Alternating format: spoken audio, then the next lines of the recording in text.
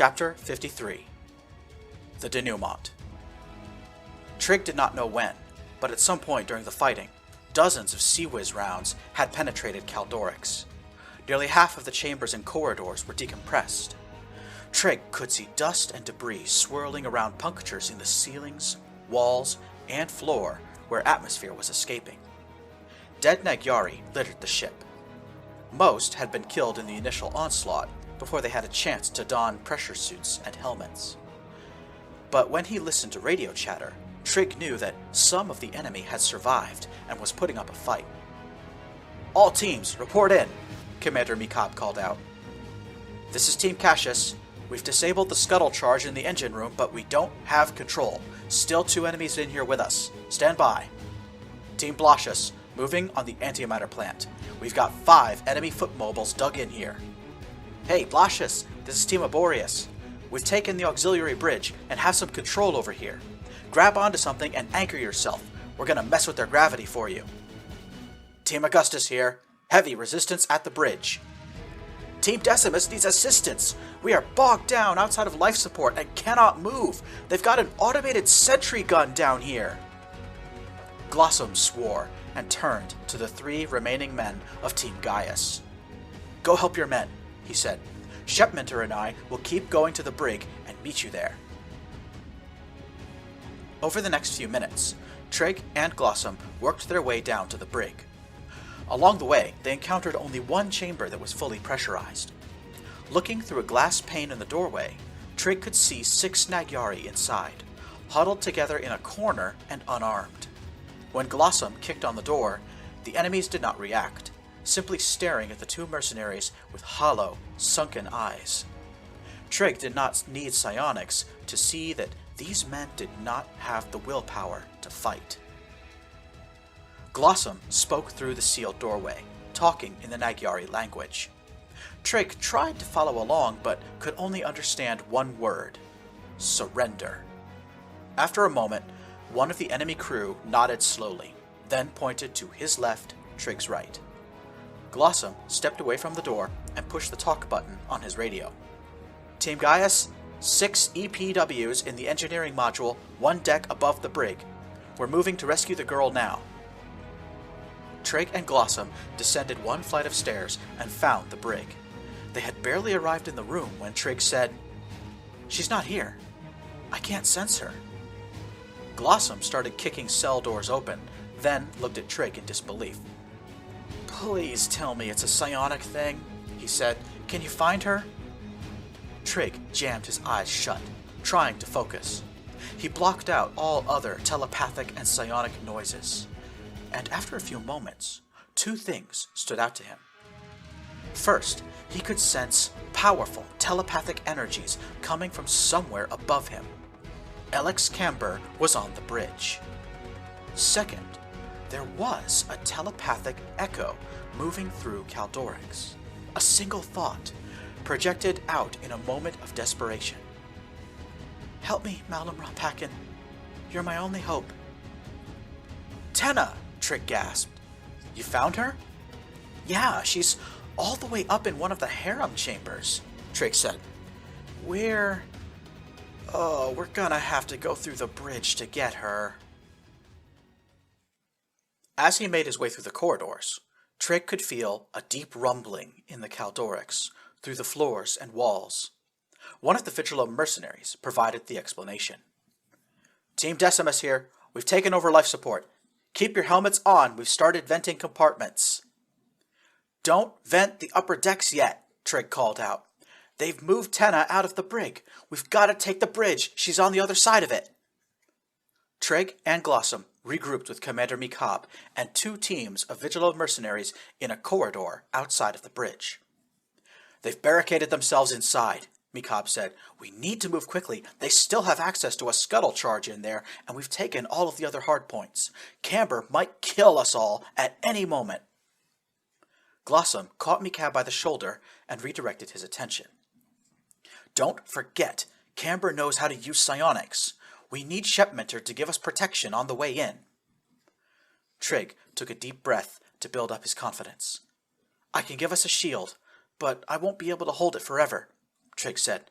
Whatever we do, we have to do it fast. Commander Mikab gave the signal to the captured hardpoints, and all at once, the bridge was deprived of light, air, and artificial gravity. Trig concentrated his willpower and conjured a shimmering hemisphere of purple light in front of himself. 2 Vigilo mercenaries applied a breaching charge to the bulkhead door and counted down from 3. The door caved in, and Trig was the first one through. At first, Trig thought the bridge had been blasted apart.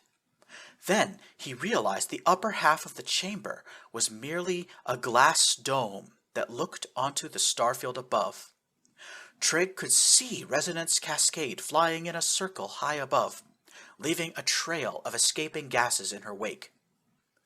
Looking down, Trig saw the bodies of 14 Nagyari men drifting around the area, their hands clasped at their throats. They had been asphyxiated only moments ago. Then Trig lowered his gaze and spotted the Khan's throne. Located in the center of the bridge, the throne was elevated above the rest of the scene, and from here, Ellex Camber looked down at the boarding party. Trig had barely enough time to notice Ellex was wearing a pressure suit before the first blow fell. A pulse of telepathic energy struck Trig's psionic shield, causing it to glow brightly for a moment. Around him, all of the Vigilo mercenaries stumbled and keeled over, suddenly struck unconscious. At the last moment, Glossom stepped closer to Trig and was protected from the assault. Simultaneously, Commander Mikab drifted away, knocked out cold. From the Khan's throne, Ellex applauded. "Well done, boy," Ellex said. "You've grown since the last time we met. Grown so much more than you should have in such a short period of time, it seems." Trig raised his submachine gun. "Where's Tenna?" Trig shouted. "Where's Ponico?" Ellex replied, peering at Glossom. Ellex did not wait for an answer. Instead, he looked at the transparent ceiling and spoke to the starfield above. "Ah, so I was right. This was your play all along. Accelerate the order of events. Bring the boy to this moment faster than was proper. If the mentor is dead, then it means we are in the denouement now." "Who the hell are you talking to?" Glossom yelled. "What's going on?"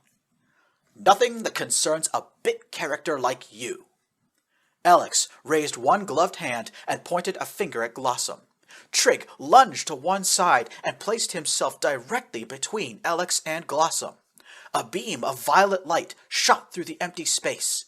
Trig braced himself for the impact, but instead, the violet light passed through Trig's psionic shield, then passed through Trig himself. There was no jolt, no pain. But Glossom shouted out before stumbling backwards. "Glossom!" Trig yelled.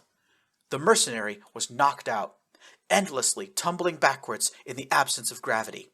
His rifle drifted out of his hands and started making its way to the ceiling. "That's better," Ellex said. He stood up from the throne. Trig aimed his SMG in one hand and maintained his psionic shield with the other. "You are expecting to fight me," Ellex said. "To wage a psionic battle that people will talk about for years to come. That is what our common enemy wants. But I know the truth. He has given you a kind of armor that only 14 have had the privilege to wear before you. I know how this will end, and I will not oblige." "What?" Trig responded, confused. "I cannot allow the Great Khan's work to die here. The mission cannot end here," Ellex declared.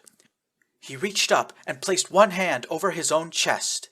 Having seen this before, Trig knew what was coming. He squeezed the trigger and sprayed bullets at Ellex. A moment later, Trig's vision filled with blue fire as Ellex began to attack. Launched from Ellex's hand, supernatural flames hit Trig's shield and scattered. Trig gasped from the effort of holding his shield in place and firing his gun at the same time. Trig sprayed bullets until the SMG ran out of ammo, then tossed it aside.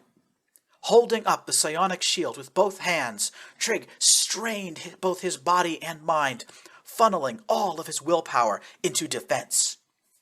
The blue fire got hotter, more intense. Trig could feel the heat through the gloves of his spacesuit.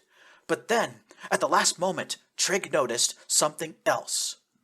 Ellex Camber was rapidly closing on him. He had pushed off from the Khan's throne and was flying at Trig, using the blue fire as cover. Before Trig could react, Ellex had passed right through the shield. Trig tried to jump backwards, but Ellex seized him and the two fighters crashed to the floor. Ellex grabbed Trig by the head, with one gloved hand pressed firmly against Trig's helmet. A white light filled Trig's helmet, and Ellex telepathically projected his voice into Trig's mind. "Watch closely, boy. I will show you the tools you need to kill a god." And then a vision filled his mind, as clear and vivid as though it was real.